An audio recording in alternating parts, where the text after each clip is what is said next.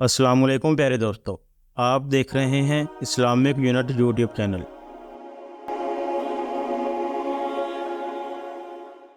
پیارے دوستو، آج کے اس ویڈیو میں ہم آپ کو حضور نبی کریم رؤوف الرحیم حضرت محمد مصطفیٰ صلی اللہ علیہ وسلم کے نبوت کا باقاعدہ اعلان کرنے کے بعد کے حالات و واقعات اور وہ کون سی شخصیات تھیں جو سب سے پہلے آپ پر ایمان لائیں، اور اس کے علاوہ آپ کو حضرت زید بن حارثہ رضی اللہ تعالیٰ عنہ کا واقعہ بھی بیان کریں گے کہ وہ کس طرح حضور نبی کریم صلی اللہ علیہ وسلم کے غلام بنے۔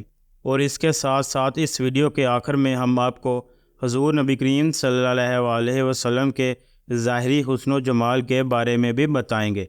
لہٰذا ویڈیو کا باقاعدہ آغاز کرنے سے پہلے آپ سے التجا ہے کہ ہماری اس ویڈیو کو اینڈ تک مکمل ضرور دیکھیے گا، اور اگر یہ ویڈیو اچھی لگے تو اس ویڈیو کو لائک ضرور کیجیے، اور اس طرح کی مزید ویڈیوز دیکھنے کے لیے ہمارے اس چینل کو سبسکرائب بھی کر لیجیے۔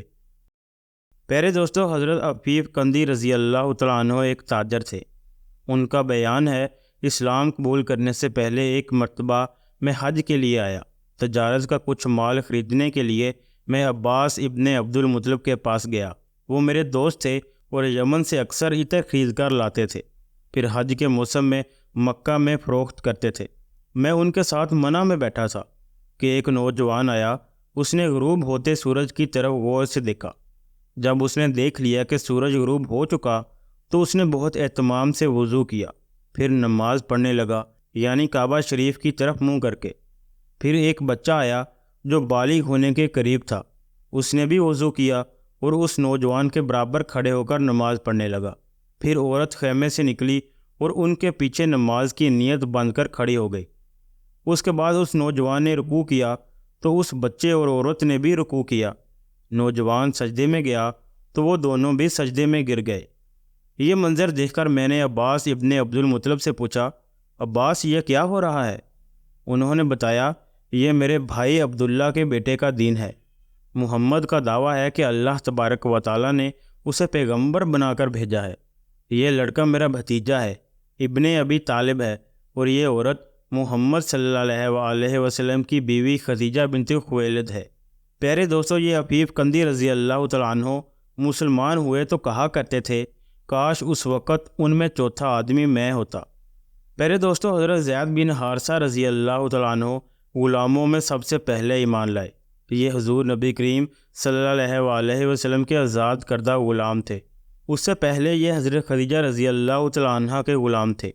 شادی کے بعد انہوں نے زید بن حارثہ رضی اللہ تعالیٰ عنہ کو حضور نبی کریم صلی اللہ علیہ وسلم کی غلامی میں دے دیا۔ پیارے دوستو، حضرت زید بن حارثہ رضی اللہ تعالیٰ عنہ غلام کس طرح بنے، تو ان کے غلام بننے کا واقعہ بھی آپ کو بتاتے چلے۔ پیارے دوستو، جاہلیت کے زمانے میں ان کی والدہ انہیں لیے اپنے ماں باپ کے ہاں جا رہی تھی کہ قافلے کو لوٹ لیا گیا۔ ڈاکو ان کے بیٹے زید بن حارثہ رضی اللہ تعالیٰ عنہ کو بھی اپنے ساتھ لے گئے، پھر اوکاز کے میلے میں بیچنے کے لیے لایا گیا۔ ادھر سیدہ خدیجہ رضی اللہ تعالیٰ عنہ نے حکیم بن حزام رضی اللہ تعالیٰ عنہ کو میلے میں بھیجا کہ وہ ایک غلام خرید کر لائیں۔ آپ حکیم بن حزام رضی اللہ تعالیٰ عنہ کی پھوپھی تھیں۔ حکیم بن حزام رضی اللہ تعالیٰ عنہ میلے میں آئے تو وہاں انہوں نے زید بن حارثہ رضی اللہ تعالیٰ عنہ کو بکتے دیکھا۔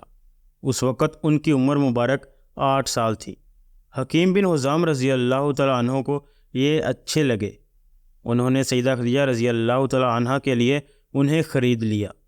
حضرت خدیجہ رضی اللہ تعالیٰ عنہ کو بھی یہ پسند آئے اور انہوں نے انہیں اپنی غلامی میں لے لیا، پھر نبی کریم صلی اللہ علیہ وسلم کو ہدیہ کر دیا۔ اس طرح حضرت زید بن حارثہ رضی اللہ تعالیٰ عنہ حضور نبی کریم صلی اللہ علیہ وسلم کے غلام بنے۔ پیارے دوستو، پھر جب آپ نے اسلام کی دعوت دی تو حضرت زید بن حارثہ رضی اللہ تعالیٰ عنہ فوراً آپ پر ایمان لے آئے۔ بعد میں حضور نبی کریم صلی اللہ علیہ وسلم نے انہیں آزاد کر دیا، مگر یہ عمر بھر حضور نبی کریم صلی اللہ علیہ وسلم کی خدمت میں رہے۔ ان کے والد ایک مدت سے ان کی تلاش میں تھے۔ کسی نے انہیں بتایا کہ زید مکہ میں دیکھے گئے ہیں۔ ان کے والد اور چچا انہیں لینے فوراً مکہ معظمہ کی طرف چل پڑے۔ مکہ پہنچ کر یہ آپ صلی اللہ علیہ وسلم کی خدمت اقدس میں حاضر ہوئے اور آپ کو بتایا کہ زید ان کا بیٹا ہے۔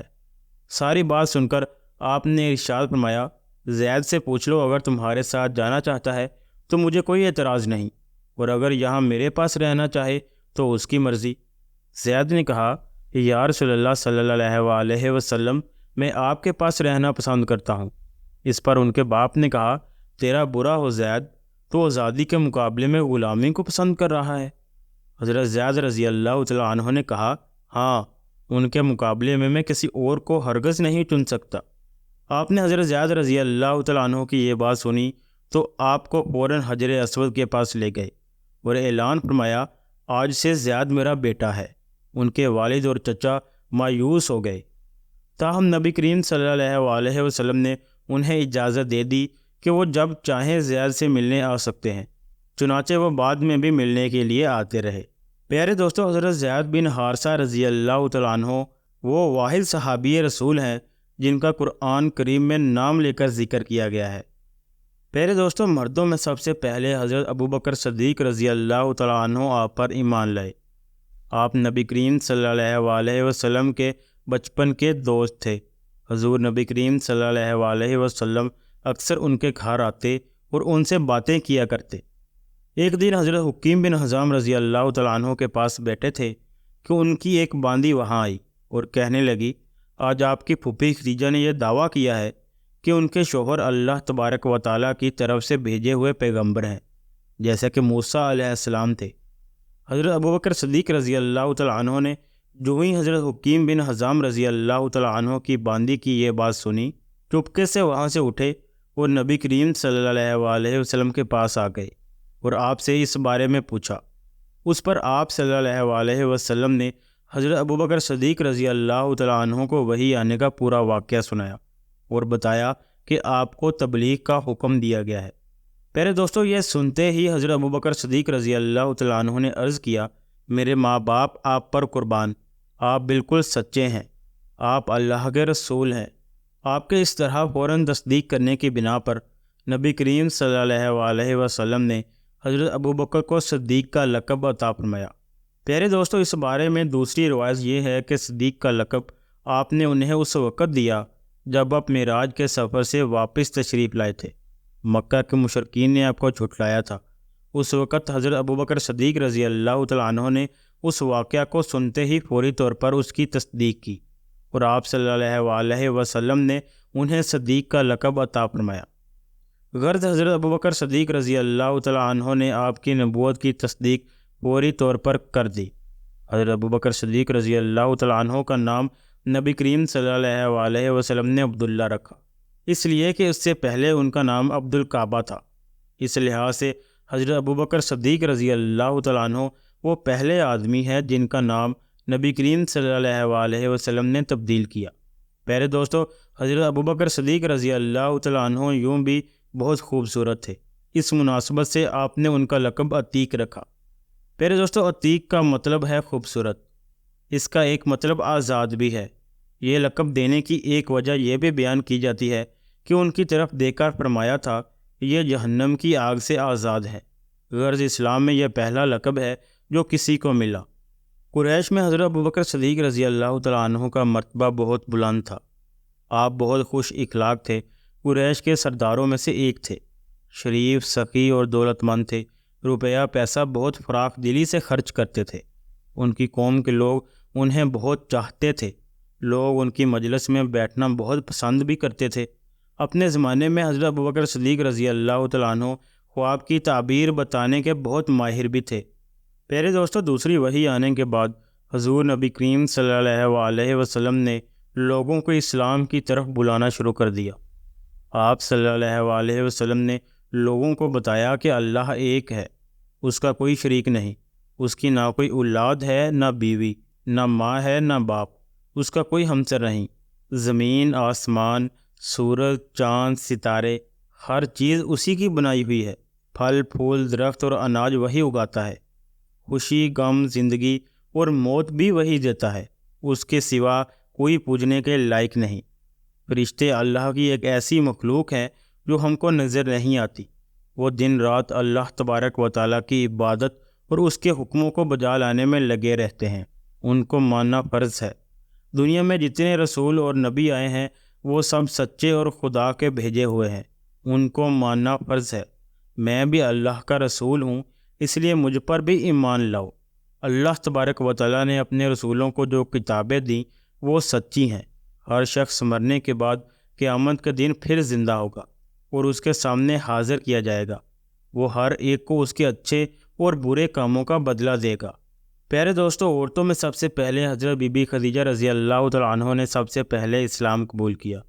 مردوں میں سب سے پہلے آپ کے بچپن کے دوست حضرت ابوبکر صدیق رضی اللہ تعالیٰ عنہ نے اسلام قبول کیا، جبکہ بچوں میں سب سے پہلے حضرت علی المرتضیٰ رضی اللہ تعالیٰ عنہ نے اسلام قبول کیا، اور غلاموں میں سب سے پہلے حضرت زید بن حارثہ رضی اللہ تعالیٰ عنہ نے اسلام قبول کیا۔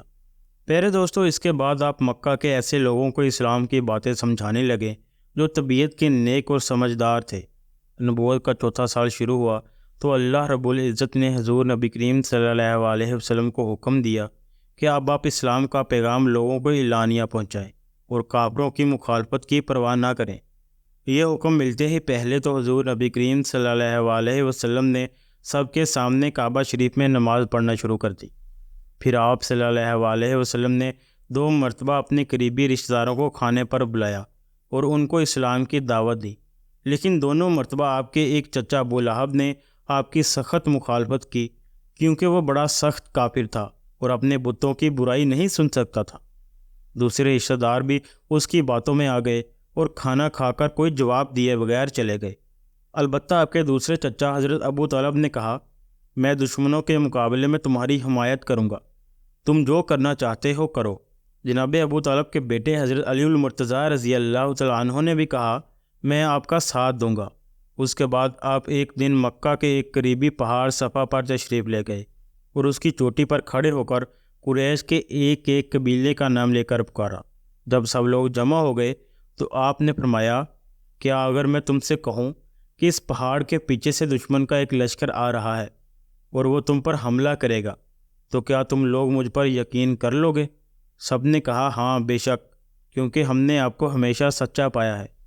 آپ نے فرمایا، تو پھر سنو، بتوں کو پوجنا بڑا گناہ ہے، اسے چھوڑ دو اور ایک خدا اور اللہ رب العزت پر ایمان لے آؤ۔ اگر تم نے ایسا نہ کیا تو تم پر سخت عذاب آئے گا۔ اس پر ابو لہب بول اٹھا، تیرا ناس جائے، کیا تم نے اسی لیے ہمیں یہاں بلایا تھا؟ یہ کہہ کر وہاں سے چل دیا۔ دوسرے لوگ بھی خفا ہو کر چلے گئے۔ آپ نے ان لوگوں کی پرواہ نہ کی، کھلم کھلا بت پرستی کی برائی بیان کرتے رہے اور لوگوں کو اسلام کی طرف بلاتے رہے۔ قریش کے کافروں نے جب دیکھا کہ رسول پاک صلی اللہ علیہ وسلم دن رات لوگوں کو اپنے دین کی طرف بلانے میں مشغول ہو گئے ہیں اور آپ کا پیغام روز بروز لوگوں کے دلوں میں گھر کرتا جا رہا ہے، تو وہ آپ کے سخت دشمن بن گئے۔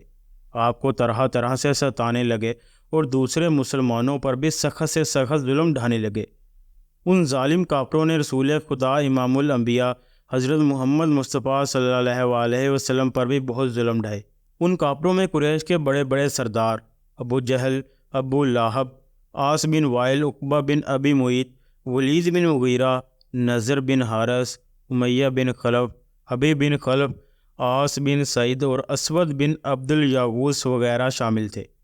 یہ لوگ آپ صلی اللہ علیہ وسلم کو دکھ دینے کے لیے بڑی گھٹیا حرکتیں کیا کرتے تھے۔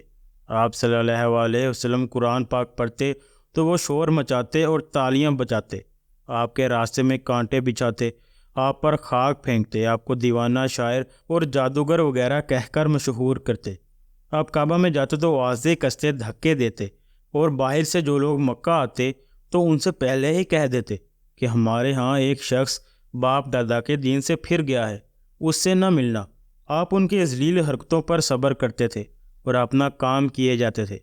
اب قریش نے آپ کے سرپرست جناب ابو طالب پر دباؤ ڈالنے کی کوشش کی۔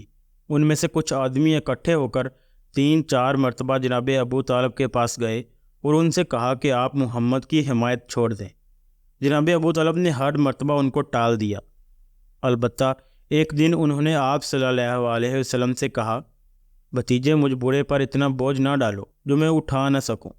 شفیق چچا کی یہ بات سن کر آپ کی آنکھوں میں آنسو آ گئے اور آپ نے فرمایا، چچا جان، خدا کی قسم، اگر یہ لوگ میرے ایک ہاتھ پر سورج اور دوسرے ہاتھ پر چاند بھی رکھ دیں تب بھی میں لوگوں کو اسلام کی دعوت دینے سے باز نہ آؤں گا۔ حضرت ابو طالب نے آپ کا حوصلہ اور پکا ارادہ دیکھ کر کہا، اچھا بھتیجے تو جاؤ، اپنا کام جاری رکھو، میں تمہاری حفاظت کرتا رہوں گا۔ قریش نے اب رسول خدا حضرت محمد مصطفیٰ صلی اللہ علیہ وسلم کو لالچ دینے کی تدبیر سوچی اور 2-3 مرتبہ اپنے کچھ سردار آپ کے پاس یہ پیغام دے کر بھیجے کہ اگر آپ بادشاہ بننا چاہتے ہیں تو ہم آپ کو اپنا بادشاہ بنا دیتے ہیں، اگر آپ دولت چاہتے ہیں تو ہم آپ کو دولت دیتے ہیں کہ آپ مکہ کے سب سے دولت مند آدمی بن جائیں گے، اگر آپ شادی کرنا چاہتے ہیں تو جس عورت سے آپ چاہیں ہم آپ کی شادی کروا دیتے ہیں، بس آپ ہماری اتنی بات مان لیں کہ ہمارے بتوں کو برا نہ کہا کریں۔ آپ نے ان لوگوں کی بات قبول نہ کی اور فرمایا، میں جو چیز تمہارے پاس لایا ہوں اس کو مان لو، اسی میں تمہاری بہتری ہے، ورنہ میرے اور تمہارے درمیان اللہ تبارک و تعالیٰ فیصلہ کرے گا۔ پیارے دوستو، آخر میں آپ کو حضور نبی کریم رؤوف الرحیم حضرت محمد مصطفیٰ صلی اللہ علیہ وسلم کے ظاہری حسن و جمال کے بارے میں بھی بتاتے چلیں۔ پیارے دوستو، جوانی کے عالم میں حضور نبی کریم صلی اللہ علیہ وسلم کے حسن و جمال کی بات کی جائے تو آپ کا قد مبارک نہ زیادہ لمبا تھا اور نہ پست، ماتھا کشادہ تھا، سر بہت خوبصورتی کے ساتھ بڑا تھا۔ آپ صلی اللہ علیہ وسلم کے بال نیم گھنگریالے تھے۔ آپ صلی اللہ علیہ وسلم کی بوئیں گول اور خوبصورت تھیں، جہاں وہ ملتی ہیں وہاں بال نہ تھے، وہاں ایک رگ تھی جو کہ غصے میں پھڑکتی تھی۔ پیارے دوستو، آپ کی آنکھیں لمبی، خوبصورت، سرخ ڈورا سے مزین تھیں، موٹی اور سیاہ، سفیدی انتہائی سفید۔ آپ کی پلکیں بڑی دراز، آپ کی ناک مبارک آگے سے تھوڑا اٹھا ہوا اور نتنوں سے باریک ایک نور کا حالہ تھا جو ناک پر چھایا رہتا تھا۔ آپ کے ہونٹ مبارک انتہائی خوبصورت، راشدہ، تھوڑے دہانے کی چوڑائی کے ساتھ، دانت بڑے خوبصورت اور متوازی، اور ان میں کسی قسم کی کوئی بے ربطگی نہ تھی۔ انتہائی باہم مربوط پہلے دانتوں میں خلا تھا، جب آپ مسکراتے تو دانتوں سے نور نکلتا ہوا سامنے پڑتا تھا۔ گال مبارک نہ پچکے ہوئے نہ ابھرے ہوئے، چہرہ 14ویں رات کے چاند کی طرح چمکتا ہوا گول تھا۔ پیارے دوستو، داڑھی مبارک گھنی تھی۔ پیارے دوستو، ام مبارک رضی اللہ تعالیٰ عنہ فرماتی ہیں، میں نے ایک نوجوان دیکھا، بڑا صاف ستھرا، حسین، سفید چمکتا چہرہ، جیسے کلیوں میں ایک تازگی ہوتی ہے۔ رسول پاک صلی اللہ علیہ وسلم کا رنگ چمکتا تھا نوخیز کلیوں کی طرح، اور فرماتی ہیں، نہ آپ ایسے موٹے تھے کہ نظروں میں جچے نہیں، اور نہ ایسے دبلے اور کمزور تھے کہ بے روب ہو جائیں۔ آپ صلی اللہ علیہ وسلم وسیم و قسیم تھے۔ عربی زبان میں وسیم بھی خوبصورت کو کہتے ہیں اور قسیم بھی خوبصورت کو کہتے ہیں۔ پیارے دوستو، وسیم وہ خوبصورت ہوتا ہے جسے جتنا دیکھیں اس کا حسن اتنا بڑھتا ہے، جسے دیکھتے ہوئے آنکھ نہ بھرے۔ قسیم اسے کہتے ہیں جس کا ہر عضو الگ الگ کی ترجمانی کرتا ہو، جس کا ہر عضو حسن کامل اور اکمل ہو۔ اللہ رب العزت نے اپنے حبیب حضور نبی کریم رؤوف الرحیم حضرت محمد مصطفیٰ صلی اللہ علیہ وسلم کو سراج منیر کا لقب عطا فرمایا۔ پیارے دوستو، یہ لقب صرف آپ ہی کو عطا کیا گیا، جس کا مطلب ہے روشن چراغ۔ آپ نبوت کا روشن آفتاب ہیں۔ آپ کے آفتاب کی کرنیں سب سے پہلے اصحاب رسول صلی اللہ علیہ وسلم پر پڑیں، پھر تمام دنیا پر پھیل گئیں، اور ان کرنوں کی بدولت دنیا کے تمام خطوں پر دین اسلام پھیل گیا، اور ان کرنوں نے چپا چپا پر ہدایت کا نور پھیلایا۔ پیارے دوستو، علامہ قرطبی رحمۃ اللہ علیہ فرماتے ہیں کہ اللہ رب العزت نے حضور نبی کریم صلی اللہ علیہ وسلم کے حسن و جمال میں سے بہت تھوڑا سا ظاہر فرمایا۔ اگر سارا حسن و جمال ظاہر فرماتے تو آنکھیں اس کو برداشت نہ کر سکتیں۔ حضرت یوسف علیہ السلام کا سارا حسن ظاہر کیا، لیکن رسول پاک صلی اللہ علیہ وسلم کے حسن کی چند جھلکیاں دکھائی گئیں اور باقی سب مستور رہیں۔ کوئی آنکھ نہ تھی جو اس جمال کی تاب لا سکتی۔ اس لیے ہم وہی کچھ کہتے ہیں جو صحابہ کرام رضوان اللہ علیہ اجمعین نے آپ کو دیکھ کر ہم تک پہنچایا۔ حضرت برا ابن عازب رضی اللہ تعالیٰ عنہ کی اس بات کو حضرت حسان بن ثابت رضی اللہ تعالیٰ عنہ شاعر رسول نے ان الفاظ میں بیان کیا ہے، جس کا ترجمہ کچھ یوں ہے: آپ جیسا حسین میری آنکھ نے نہیں دیکھا، آپ جیسے جمال والا کسی ماں نے نہیں جانا۔ آپ ہر عیب سے پاک پیدا ہوئے، آپ ایسے پیدا ہوئے جیسے آپ نے خود اپنے آپ کو چاہا۔ پیارے دوستو، اس شعر میں شاعر کا تخیل اتنی بلندی پر گیا ہے کہ قیامت تک آنے والے نعت خواہ وہاں تک نہیں پہنچ سکتے۔ ساری دنیا کا نعتیہ کلام ایک پلڑے میں اور یہ ایک مصرع دوسرے پلڑے میں ہو تو اس کا وزن زیادہ ہوگا۔ پیارے دوستو، آخر میں اللہ رب العزت کے حضور یہی دعا ہے کہ اللہ تبارک و تعالی ہمیں حضور نبی کریم صلی اللہ علیہ وسلم کی زندگی سے سیکھنے کی توفیق عطا فرمائے اور اپنی زندگی کو حضور نبی کریم صلی اللہ علیہ وسلم کی سنتوں پر عمل کرتے ہوئے گزارنے کی توفیق عطا فرمائے۔ آمین یا رب العالمین۔ ویڈیو اچھی لگے تو ویڈیو کو لائک کیجیے اور چینل کو سبسکرائب کیجیے۔ جزاک اللہ۔